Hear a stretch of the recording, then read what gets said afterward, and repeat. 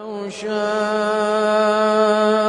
ربك لجعل الناس أمة واحدة ولا يزالون مختلفين إلا من رحم ربك ولذلك خلقهم وتمت كلمة ربك لأملأن جهنم من الجنة والناس أجمعين.